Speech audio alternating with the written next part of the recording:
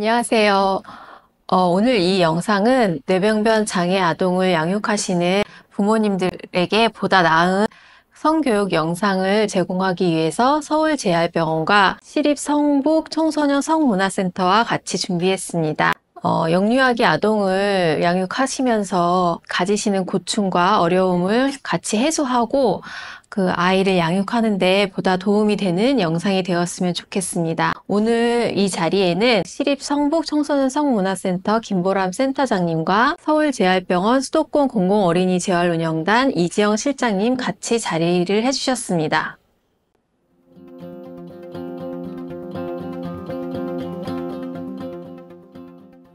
네, 뇌병변 장애 아이들도 성에 대한 호기심이 있죠. 그래서 아이가 성에 대해 물어볼 때 어디까지 대답을 해야지 궁금해하시는 분들이, 양육자분들이 궁금해하시거든요.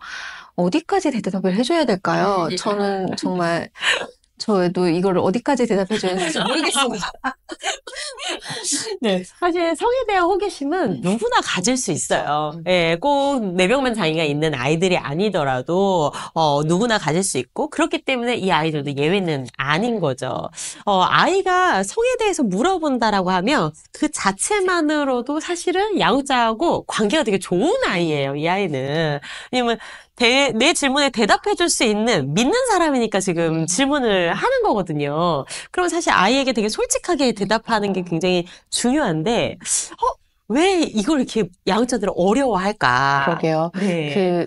그래도 다른 거는 그래도 대답을 잘 해줄 수 있는 것 같은데, 저만 해도 저희 아이가 지금 딱 초등 고학년, 이제 사춘기 시작하는 그 무렵 아이인데, 그 성과 관련된 거는 유난히 대답을 하기가 조금 어려운 경우들이 좀 있는 것 같아요. 네.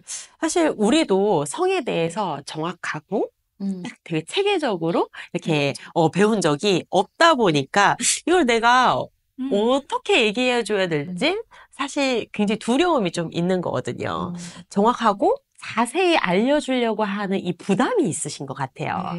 근데 저는 이 정확하고 자세하게 이야기한다라기보다는 내가 알고 있는 정보를 바르게 알려준다라고 생각하시면 좀 편안하실 것 같아요. 내가 알고 있는 정보를 조금 왜곡되지 않고 부풀리거나 하지 않고 있는 그대로. 그래서 가장 저희가 주의하는 이야기가 뭐 다리 밑에서 주워왔다든지 뭐 새가 물어다줬다든지 뭐 때리면 알게 된다든지 그럼 아이들은 더 궁금하거든요. 그리고 이게 자기가 생각해도 사실 이 초등 정도 되면 자기가 생각해 이게 말이 안 되거든요. 새가 나를 물어다줘. 이게 말이 안 되거든요. 그러면 사실은 굉장히 신뢰가 깨져요. 그러면 아이 입장에서도 나의 양육자가 이거를 숨기네? 이게 뭔가 있는 거야? 이거 왜, 다른 거는 얘기를 되게 잘해주는데 왜 이것만큼 이렇게 맨날 숨기지? 그러면 아이들도 이것을 결국에는 아이는 궁금해서 물어본 거니까 이거 어디서 찾겠어요? 그러면 사실은 우리가 원하지 않는 쪽에서 정보를 얻을 가능성이 높아지는 거죠. 네. 아까 제가 질문을 한다라는 건 이미 관계가 좋은, 나를 믿고 있다라는 신호다라고 하니까 그 안에서 이제 내가 알고 있는 만큼 그냥 바르게 이야기를 해주시면 돼요. 이때는 과장하고 불필요한 설명들을 막 이렇게 덧붙이지 않는 게 사실 조금 중요해요. 저희가 정자와 난자 이런 수정을 이야기하는 데 있어서 뭔가 성기의 크기를 이야기한다거나 또 뭔가 분위기를 이야기하는 것보다는 수정되는 곳은 어디이고 이 정자는 어디서 만들어지고 또는 난자는 어디서 만들어지는지 이런 어떠한 신체의 기능이잖아요. 네, 이런 부분들을 이제 이야기하시면서 설명을 해주시면 되는데 에로틱한 상상의 나를 계속 펼치게 한다거나 이런 부분들이 사실은 굉장히 불필요해지는 거죠. 네, 그것보다는 이러한 행동이나 이러한 결과들은 사실은 어떤 관계에서 하는지 사랑하고 책임에 대해서 이야기할 수 있고 그쵸. 준비를 서로 나눌 수 있고 아이들도 사실은 그렇게 혼란을 느끼지 않아요. 예. 책임이라는 부분 굉장히 좀 중요하다고 되게 좀 와닿는 부분인 것 같고, 그 다음에 또 아이들의 성에 대한 그런 관심이나 호기심에 대한 부분을 팩트 있는 그대로 잘 설명해줘야 되겠다는 생각이 들고, 또 부모이자 치료사로서 공부를 많이 해야 되겠다, 또 추가로 공부를 더 많이 해야 되겠다라는 생각도 좀 드네요. 네. 아이들마다 사실은 가지고 있는 성에 대한 정보나 인식이 좀 달라요. 그러다 보니까 이걸 제일 잘 설명할 수 있는 거는 내 아이의 성에 대한 인식을 잘 알고 있는 가까이 있는 부모님들이 사실 설명을 굉장히 잘 하실 수 있거든요. 근데 정말로 이게 조금 어렵다라고 할 때는 아이가 어떠한 상황에서 이 질문을 했는지라는 것들을 이제 이런 성교육을 하는 전문 기관하고 같이 이야기를 하시면서 도움을 받으시는 것도 괜찮습니다. 네, 두 분 말씀 들으니까 이제 확실히 그 자녀와 이 성교육에 관련돼서 뭐 다른 것도 마찬가지겠지만 자녀와의 신뢰가 쌓는 게 중요한 것 같아요. 저희 집 애들은 저한테 그런 걸 안 물어봤는데 가서 좀 더 얘기를 해야 될 것 같습니다. 평소에 아이들하고 많이 얘기를 해보는 게 중요할 것 같습니다. 네.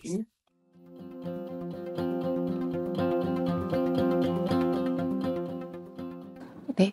다음은 이제 저희 아이들도 학교에 가고 사회생활을 하게 되잖아요. 그러면 아이도 이제 또래 친구들을 만날 것이고, 그러다 보면 아이가 의도하지 않았지만 동급생들에게 성적으로 부적절한 행동을 할 때 어떻게 대처하도록 지도하는 게 좋을까요? 왜냐면, 요즘 이 성적인 표현과 언어 때문에 학교에서 어려움을 겪는 일들이 많은 것 같습니다. 아이들이 치료실에서도 보면 이제 아무래도 오픈된 공간에서 또 다른 아이들과 또 관계에 맺으면서 치료를 하게 되는 경우들도 있거든요. 성적인 부분들을 바르게 표현하고 그다음에 받아들여야 되는데 그런 거를 아는 게 우리 아이들이 조금 어려운 경우들이 좀 있는 것 같아요. 이 아이는 오히려 친구들에게 관심의 표현으로 어떻게 하는 건데 그게 잘못 전달이 돼서 오해를 하게 된다거나 이런 경우들이 좀 종종 있는 것 같거든요. 근데 이게 어떻게 알려줘야 되는지, 너가 친구에게 관심이 있어, 이런 표현을 어떻게 하는 거, 근데 이런 것들이 좀 어려울 때들이 좀 있는 것 같은데 아이들도 또 학교 생활이라든지 이런 데 보면은 친구들과 결국은 잘 지내고 싶어서 하는 행동인 경우들이 좀 많이 있는 것 같거든요. 네. 네. 사실 이 성에 있어서의 이런 행동은 이제 이런 불편한 행동들은 행위자의 의도보다는 이 행동으로 인해서 불편함을 겪은 이 피해자의 그 감정과 상황에 따라서 이게 판단이 되어지는 게 맞거든요. 대부분 행위자는 내 일부러 그랬어요라고 얘기하지 않아요. 예. 성에 대한 이제 어떠한 상황이 일어났을 때는 이 성산이 어떻게 일어났는지 맥락과 상황을 조금 살펴보는 게 조금 그래서 굉장히 중요한데, 아무리 내가 친구와 잘 놀고 싶어서 일어났던 불편한 접촉이나 또는 언어적인 어떠한 성적인 언어라 할지라도 그 행동이 잘못된 건 맞거든요.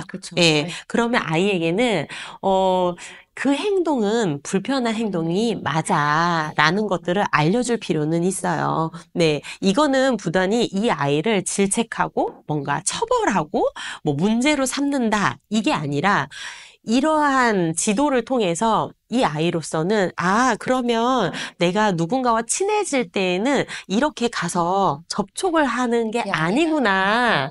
라는 거를 인식하게 해줘서 실제로 행위를 했던 아이한테 굉장히 도움이 되는 지도거든요.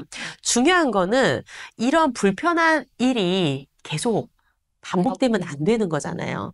이 아이가 장애가 있고 또는 이 아이가 이런 관계 맺기에 서투름이 있으니까 네가 불편해도 네가 감정적으로나 또는 굉장히 수치감이 들어도 그냥 네가 이해해야 돼라는 맥락으로 가서는 안 돼요. 이거는 피해자 입장에서도 당연히 안 되는 거지만 이 행위를 했던 아이한테도 결코 좋은 결과가 나타나지 않거든요. 네.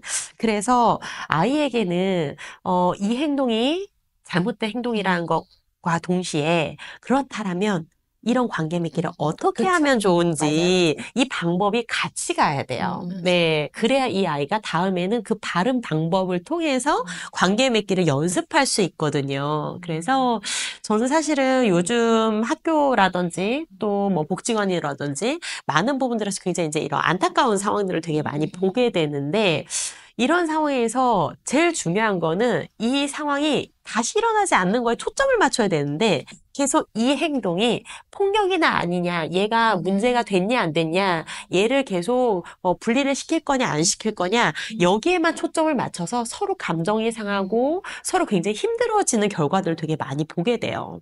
아직은 아이들이잖아요. 초등학교 아이들이잖아요. 이 아이들이 일어나는 일들이 내가 이렇게 해서 저 아이를 굉장히 수치감 들게 해야지, 이렇게 해서 저 아이를 굉장히 부끄럽게 만들어야지, 이 개념이 아니란 말이에요. 물론 성인의 감수성도 굉장히 중요해요. 내가 이러한 성별이나 또는 이러한 상황에서 이 행동을 하는 게 결코 놀이가 될 수 없고 또 이러한 행동이나 언어들이 결코 친해지는 수단이 될 수 없다라는 부분들을 잘 인식하고 이해하는 것만큼이나 이 아이들에게는 다른 행동에 대한 지도들이 함께 이루어져야 돼요. 네. 혹시 예를 들면 그러면 친구에게 다가가고 싶은데 네네. 어떻게 좀 표현을 하면 좋을지 네네. 좀 좋은 예를 좀 들어주실 수 있을까요? 사실은 물어보는 거예요. 네, 나 너랑 같이 놀고 싶어 라고 이야기를 하거나 또는 아이들이 보통 대부분의 아이들이 이제 같이 놀고 싶을 때 하는 행동들이 있죠. 예, 그 주변에 가서 그 아이가 조금 흥미로워하는 것들을 같이 조금 함께 하자고 유도하거나 또는 내가 좋아하는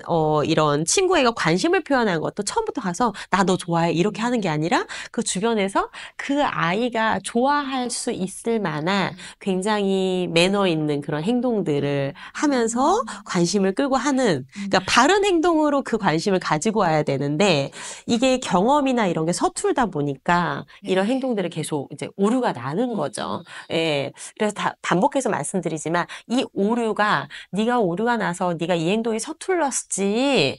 그래서 걔가 이해해야 돼가 아니라 그래서 그 행동 이제 멈춰야 돼. 그 행동 바르지 않아.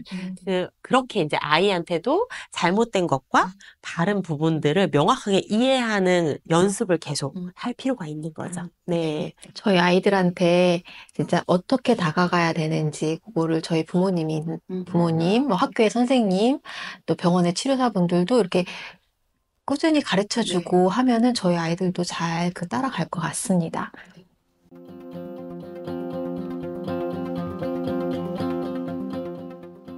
이번 질문은 저희 이제 초등학교 자녀를 둔 부모님들이 항상 이제 걱정하는 질문이죠. 아이가 곧 월경을 시작할 것 같습니다. 무엇을 준비해야 할까요? 라는 질문이 있는데요.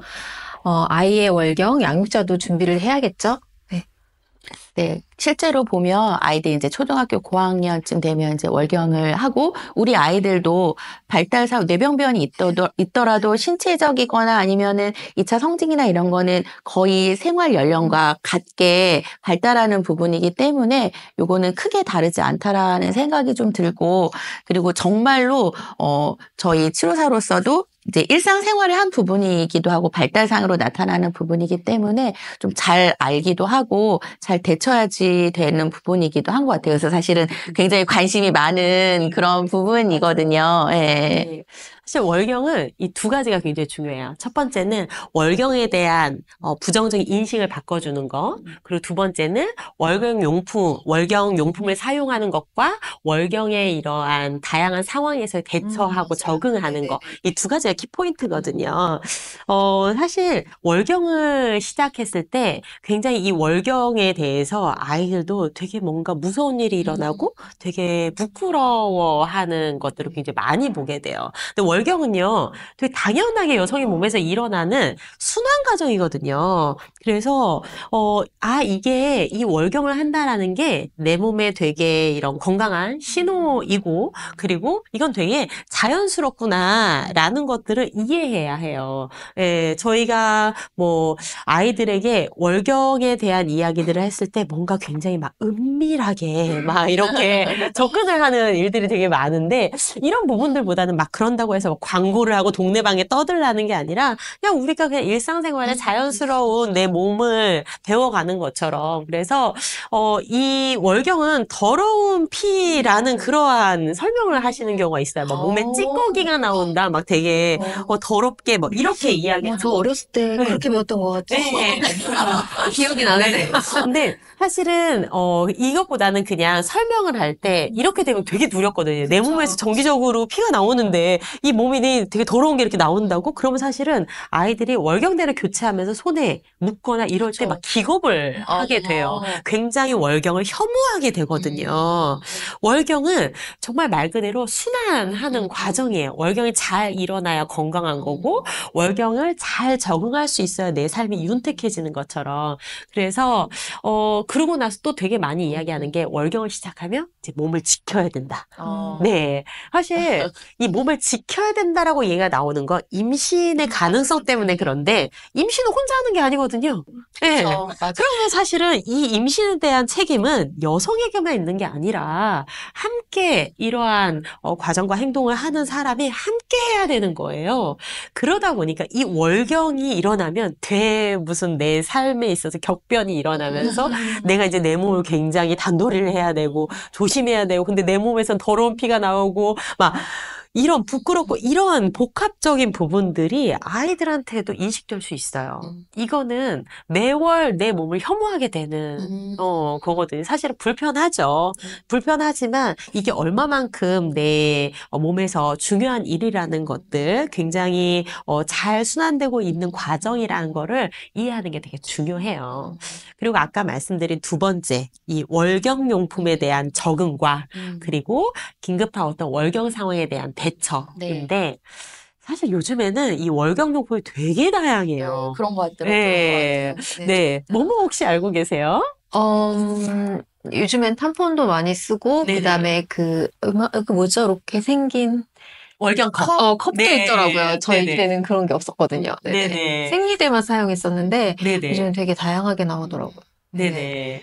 사실은 이 월경 용품은 이제 뭐 일회용도 사실 사이즈별로, 요즘에 사이즈별로, 두께별로, 길이별로 굉장히 다양하고, 재질, 느낌 재질도 굉장히 다양한 데야 되고, 이게 일회용으로 쓰고 한 번에 이제 교체하는 것도 있지만, 빨아서 쓸 수 있는 사실은 이 일회용품이 굉장히 접촉에 민감한 아이들이 있어요. 그런 아이들은 사실은 빨아서 쓰는 면으로 나온 새지 않는 월경 팬티도 나오고 또 일회용품 중에서도 교체하는데 정말로 어려운 아이들은 입는형의 일회용 월경 팬티도 있고요. 그리고 아까 말씀하신 뭐 몸에 삽입을 하는 탐폰이라든지 또는 일회용이 아닌 몸에 삽입형 월경대라고 하는 월경 컵도 있죠.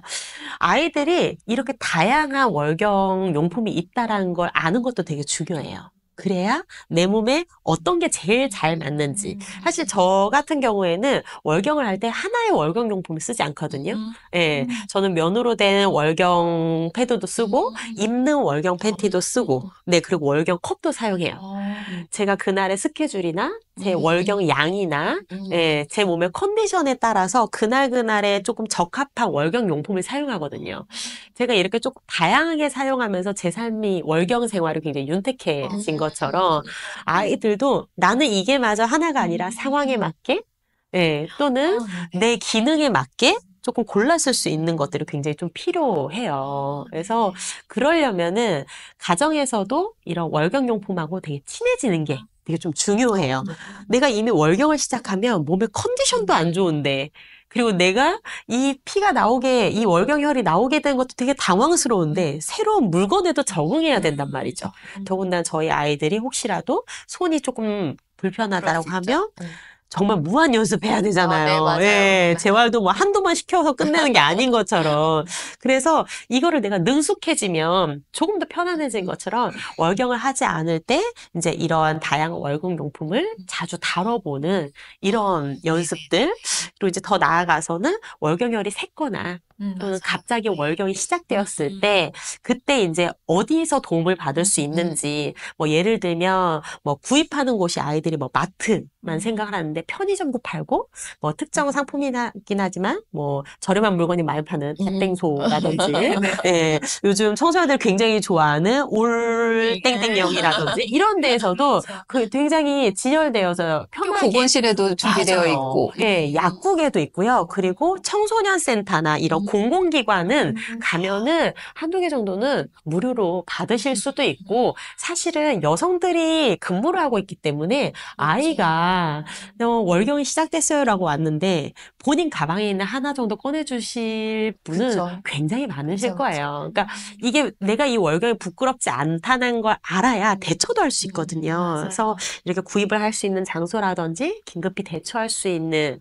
일이라든지 이런 것들에 대한 이야기들을 충분히 나눠보시면 좋고, 저도 사실은 이제 이 사춘기 여아이를 양육하고 있는데, 저희 아이도 이제 월경을 시작할 때가 됐어요. 그래서 저는 이제 사물함에 이제 파우치 안에다가 넣어줬어요. 이건 사물함에 넣고 다녀. 그래서 이제 일회용 월경대 하나하고, 그리고 그 속옷. 네, 갈아입을 수 있는, 혹시 갈아입을 수 있는 속옷, 혹시 바지에 묻을 수 있어서 이렇게 두르고 올 수 있는 얇은 가디건, 네, 이렇게 해서 파우치에다가 사물함에다 넣고 다니라고 줬어요. 네, 그러면 이제 아이가 조금 더 덜 불안하겠죠. 네, 그래서 사실 월경은 적응기예요.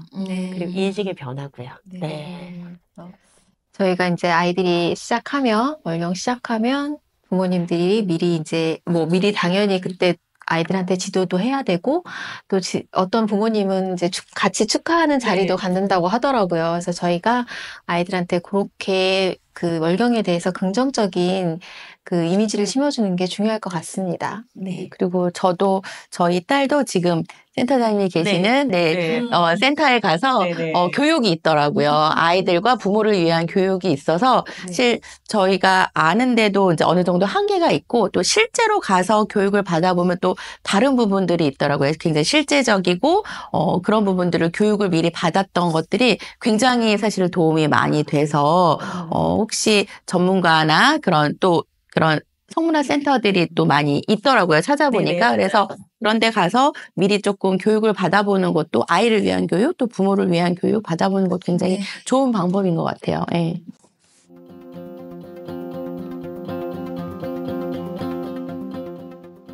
네, 저희 이번 질문부터는 전문가 한 분을 더 모셨습니다.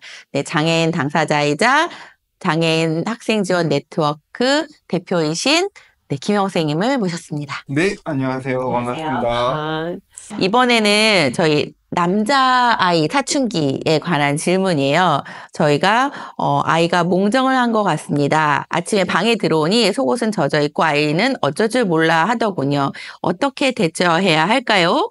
라는 질문이에요. 그래서 사실은 이 부분은 저도 이제 여성이기 때문에 사실 잘 모르는 부분이기도 하고, 하지만 저희 아이들에게 충분히 있을 수 있는 일이기 때문에 부모님이 여쭤보셨을 때 어떻게 알려드리거나 도움을 드리면 좋을지 조금 궁금한 부분이기도 해요. 네.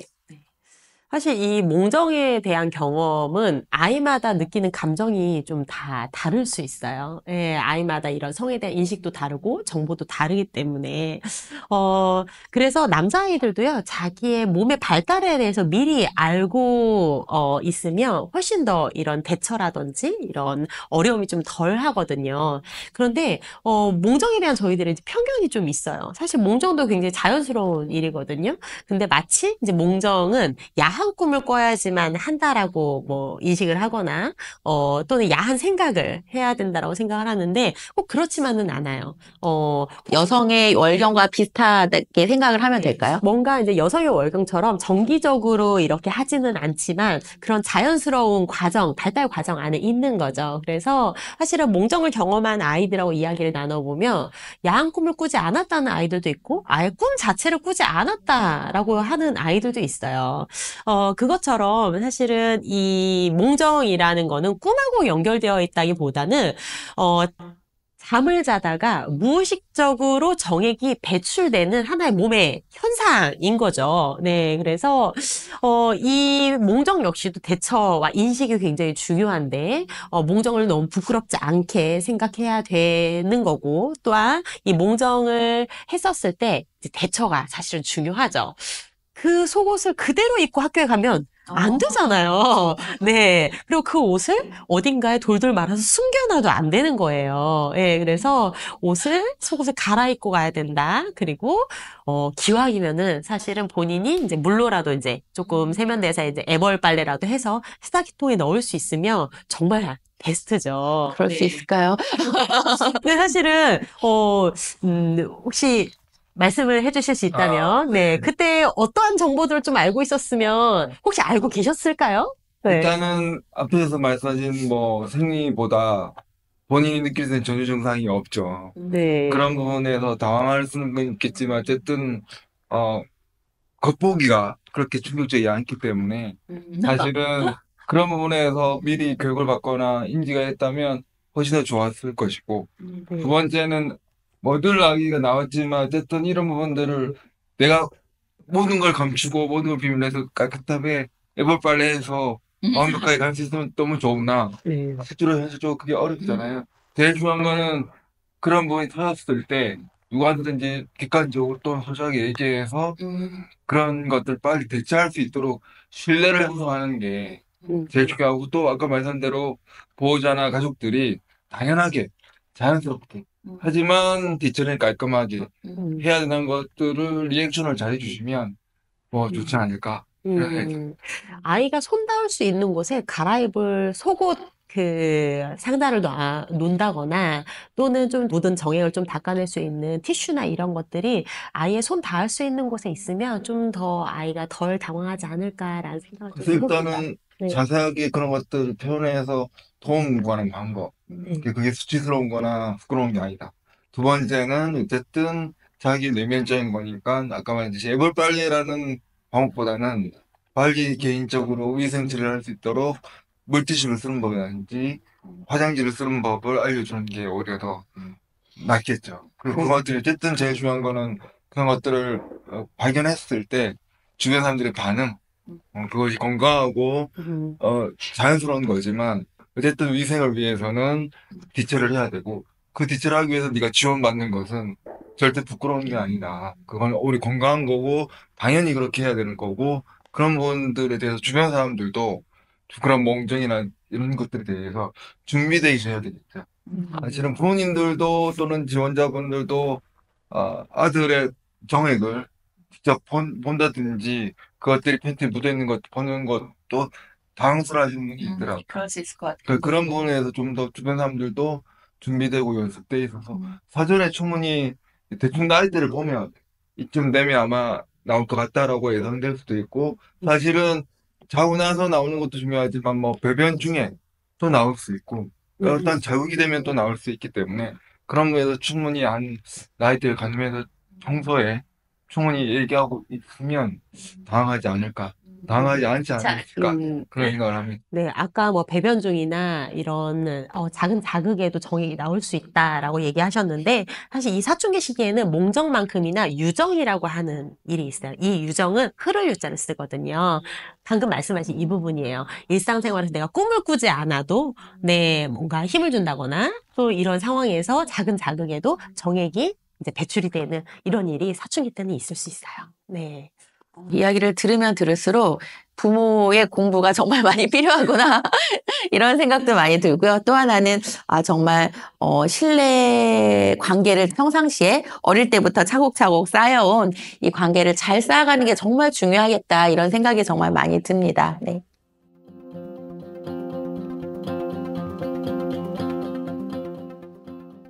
그 다음은 뇌병변 장애 아이들의 경우에 특히 많이 일어날 수 있는 질문인 것 같아요. 아이들이 혼자서 목욕을 하기 어려운 경우들이 많이 있는데, 그러다 보니까 반드시 도움이나 보조를 지원을 받아야 되고, 그러다 보면 특히 남자애들인 경우에는 발기가 되기도 하고, 또 장애아의 당사자와 또 목욕 지원을 하는 어떤 보호자와의 관계에서 성별이 다르게 되는 경우들도 있거든요. 그래서 이럴 때, 종종 어떻게 해야 되나, 어떻게 하는 게 더 아이에게 도움이 되는 일일까라는 질문들이 있게 되는 것 같습니다. 이럴 땐 어떻게 하면 좋을까요? 사실 목욕은 어느 연령이나 좀 되게 큰 이슈인 것 같아요. 특히 이제 이렇게 뇌병변 장애가 있는 경우에는 목욕 지원을 받아야 되는 일들이 있다 보니까. 근데 이 목욕은요, 단순히 성뿐만이 아니라 그 국제기능장애 건강분류라고 하는 이 ICF에서도 굉장히 구체적이고, 네, 전문적으로 다루고 있더라고요. 네, 맞죠. 네, 일상생활에서 굉장히 중요한 부분이기도 하고 자기 관리라는 면에 있어서 자기 위생을 관리하는 거는 자기 건강을 지키기 위해서 굉장히 중요한 부분이잖아요. 그중에 하나가 목욕을 하거나 자기 몸을 씻거나 하는 부분이기 때문에 사실은 중요한 부분이지만 또 우리 아이들에게 굉장히 어려운 일상생활 활동 중에 하나이기도 하거든요. 왜냐하면 활동 자체가 굉장히 좀 어려운 부분이에요. 시간이 오래 걸리기도 하고 그래서 그러다 보니 우리 아이들이 어쩔 수 없이 지원을 받게 되는 경우들이 굉장히 많이 있지만 또 아이들에게는 또 필요한 부분이기도 하기 때문에 아이들이 스스로 할 수 있는 부분은 하지만 또 도움을 받아야 될 때는 어떻게 도움을 받아야 되는지 그 방법을 알려주거나 또 아이에게 습득하게 하는 게 굉장히 중요한 이슈인 것 같거든요. 네. 사실 이 목욕은요, 목욕을 하면서 발기가 일어난다라고 하는 거는 되게 자연스러운 현상인 게 맞아요. 왜냐면 접촉이 일어나잖아요. 이 발기는요, 생각이나 느낌이나 감정이나 상상으로도 사실은 일어날 수 있고, 내가 발기를 해야지라고 하는 거가 아니더라도 사실은 몸의 그냥 반응으로서 나타날 수 있는 일인데, 이 청소년기에는 특히나 민감하기 때문에 이 발기가 더 자주 일어날 수 있어요. 근데 이렇게 목욕 지원을 하다가 이런 발기가 일어났을 때, 너 지금 무슨 생각하길래 지금 이러니? 라든지, 또는, 이런 부분들에 있어서, 굉장히 이제 불쾌감을 이제 계속적으로 표현하게 되면, 사실은 그 목욕 지원을 받고 있는 당사자로서 굉장한 수치심이 들게 되죠. 네. 그래서 저는 사실은 이 목욕을 하면서 일어난 발기에 대해서는 서로 간에 인식도 중요하고 예의도 중요하다. 그리고 이 발달을 이해하는 게 굉장히 중요하다라고 말씀을 드릴 수 있고요. 그리고 사실 이 뇌병변 장애가 있는 아이들도 기능이 다 다르기 때문에 수행할 수 있는 기능 안에서는 최대한 목욕을 스스로 할 수 있도록 환경이나 지도를 해주시는 게 저는 맞다고 생각을 해요. 내가 내 몸을 만지는 것과 타인이 내 몸을 씻겨주면서 접촉되는 건 분명히 다르거든요. 경계에 있어서도 굉장히 중요한 부분이고요. 그래서 예를 들면은 목욕탕에 앉을 수 있는 의자를 넣어준다거나 또는 샤워기 위치를 좀 달리 해준다거나 이런 어떤 환경적인 부분들에서 스스로 할 수 있는 환경들을 조금 최대한 많이 지원을 하는 게 좀 필요하고 그럼에도 불구하고 사실은 기능적인 어려움으로 지원을 받아야만 되는 아이들이 있어요. 예, 이런 경우에는 목욕의 주체를 최대한 아이와 함께 할 수 있도록 하는 거를 저는 권유를 드리거든요. 사실 많은 경험들이 있으실 것 같아요. 어릴 때부터 지금까지. 네. 어떻게 내가 목욕에 참여를 해야 나의 주체적인 부분들이 잘 존중이 되면서 그 목욕 기능을 잘 지원받고 수행할 수 있을 것이다. 일단은 네. 제일 중요한 것은 목욕이나 모욕을 지원해주는 분께서 감정적으로 화를 내든지 자기가 원하는 대로 위생 상태가 안 됐을 때 그런 감정들을 드러내지 않는 게 굉장히 중요할 것 같고요. 두 번째는 아까 말했지만 최대한 혼자 할 수 있도록 하는 게 중요한데 그 첫 번째가 대화겠죠. 물어보는 거. 내가 도와준 게 괜찮은지 어디까지 괜찮은지 그러면 나는 또 어디가 안 괜찮은지 너는 또 어디가 불편한지 이런 것들을 솔직하게 얘기하는 게 되게 중요한 거고요. 또 그거를 좀 단계별로 잘라서 예를 들면 저 같은 경우는 처음에는 손발을 이제 시켜주시다가 손발 씻는 게 익혀지니까 제가 씻고 그 다음에 못하니까 그 다음에는 어머니 아버지가 들어오시고 또는 그 다음에 이게 계속 이러는 거죠. 근데 중요한 거는 확실하게 혼자 할 수 있는 건 나가주는 거 옆에서 지켜봐주는 게 아니고요. 나가주는 거. 네. 지켜보면 감시니까 네. 나가주면서 또 시간을 좀 정해주고 점점 이렇게 단계줘서 할 수 있는 걸 많이 할 수 있게 해주고 그리고 지원받는 부분이 있더라도 같이 목욕을 지원해서 어떤 점이 의미가 있었고 좋았는지, 또 어떤 점이 불편했는지 서로 끝나고 나서 충분히 대화를 하는 게 아주 중요하다.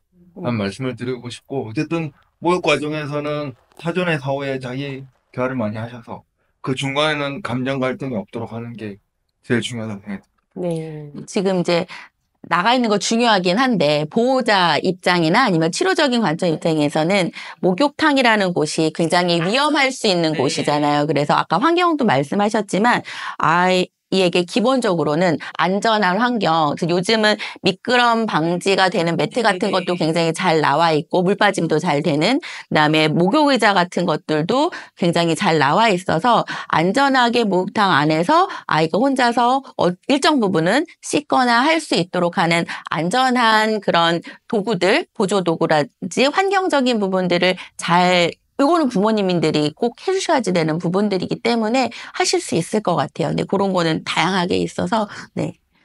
사실 이 목욕을 스스로 한다라는 거는 재활적인 부분들에서도 굉장히 중요할 거라는 생각을 중요하고 해요. 굉장히 고난이도의 활동이기도 합니다. 네. 예. 왜냐하면 성에서도 내가 내 몸을 잘 아는 건 굉장히 중요하거든요. 어느 때 내 몸이 반응을 하고, 내 몸에는 어떠한 강직이 있고, 어떤 행동을 할 때 내 몸이 어떻게 움직이는지, 이런 것들을 이제 잘 이해를 해야 사실 성에서 말하는 가장 기본이 되는 내 몸의 긍정성이라는 게 쌓이게 돼요. 이 내 몸의 긍정성과 내 몸에 대한 이런 효능감은 저희가 성폭력 예방이라든지 또는 경계에 있어서도 가장 중심이 되고 기반이 되는 거거든요. 이런 거는 꼭 성뿐만이 아니라 재활 치료나 이런 부분들에서도 굉장히 중요할 것 같아요. 네, 맞아요. 그리고 기본적으로 자기 인식, 자기 신체에 대한 인식 이런 것들이 중요한 부분, 뭐 신체 감각적으로도 그렇고 어떤 정서적인 부분에서도 굉장히 중요한데 그런 거를 잘 익히고 알 수 있는 시기가 사실은 내가 몸을 샤워를 하거나 할 그런 필요에 의해서 옷을 벗고 내가 내 몸을 보게 될 텐데 사실 일상생활에서 그런 일은 많지는 않잖아요. 그래서 씻거나 샤워할 때 자기 몸을 스스로 보고 스스로 알게 되고 인식하게 되는 굉장히 자기 어떤 신체적인 인식 부분에 있어서도 중요한 순간이고 시간이라는 생각이 들어요. 네. 재활에 있어서도 이 내 몸을 아는 게 되게 중요하다고 말씀을 하셨는데 사실 저희가 이 성교 현장에 있다 보면은 아이들이요 자기의 몸을 보고 싶어 해요. 특히 이제 이 뇌병변 장애가 있는 아이들은 이런 지원 서비스를 좀 더 많이 받다 보니까 뭐 세수를 하고 로션을 발라주고 뭐 거울을 비춰주긴 해도 내 몸을 전신으로 비춰주는 일들이 많지 않은 것 같더라고요. 그래서 아이가 뭐 성기를 보고 싶어 할 수도 있고 내 몸의 성기를 보고 싶어 할 수도 있고 내 몸 자체를 조금 관찰하고 싶어 하는 욕구들이 좀 있는 것 같아요. 혹시, 내 몸을 처음 온전히 보고 관찰을 했던 경험이 있으신지, 그게 혹시 일상에 조금 또는 이런 재활이나, 이런 부분들에서 혹시 도움이 되셨을까요? 앞에 말씀한 대로 거울을 보여주잖아요. 네. 마지막에 로션하고 이발을 하고 나서 왜 보여주죠? 마지막에 결정은 네가 해라. 마음에 안 들면 바꿀 수 있다. 네. 일단은 몸에 대한 결재권이나 결정권이 어쨌든 당사자한테 일단은 그걸 보여준 게 되게 중요한 거고요. 네. 그래서 딴 데 보고 싶니 또는 확인하고 싶니 라는 부분들을 확인하는 과정에서 진짜 자기 때문에 못 보는 부분들이 있다면 뭐 저 같은 경우는 등 뒤쪽이겠죠. 또는 뭐 발 쪽이겠죠. 네. 뭐 이런 부분에서 이 정도 씻으면 괜찮겠니? 라든지 이 정도면 안 아프겠니? 라든지 뭔가 자꾸 결정을 물어봄으로써 네가 이거 꼭 확인해 줘야 돼. 네 몸이기 때문에 이러한 과정이 되게 중요할 것 같고요. 마지막으로는 이제 그런 거 하실 때 평가하지 않는 것. 너무 중요하죠. 네. 너희 몸은 정상이 아니니까 좀 더 정상이 돼야 된다든지 이런 모습은 이쁘지 않으니까 이쁘게 바뀌어야 된다든지 평가하지 않는 게 되게 중요하고요. 어쨌든 네. 그런 것들은 깔지 않으신 채 너희 몸은 네가 씻었고 네가 먹였기 때문에 마지막에 마무리도 네가 결정해야 돼. 이런 걸로 결정권을 주면서 자세히 관찰하게 주신다면 자기 긍정성이나 그런 것들이 확 올라가겠죠. 그리고 또 자기 신체가 아프거나 문제가 있어도 본인이 결정하고 고민할 수 있겠죠. 왜냐하면 본다는 건 확인하는 건 감각투다라고 하거든요. 내가 이걸 봤을 때 어떤 감각이고 그렇기 때문에 나중에는 굳이 내가 몸을 확인 하지 않아도 감각이 있기 때문에 이 정도면 더럽구나. 이 정도면 씻어야 되겠네. 이 정도면 아프겠네. 뭐 대상포진이 올라오겠네. 것들을 확인할 수 있게 하죠. 네. 그건 제 경험. 네. 그런 것들이 되면서 이제 물어보는 것, 그리고 결정권을 마지막에 거울 두듯이 확인해 보는 것, 그리고 몸이 돼서 평가하지 않는 것, 이게 제일 중요하다고 생각합니다. 네.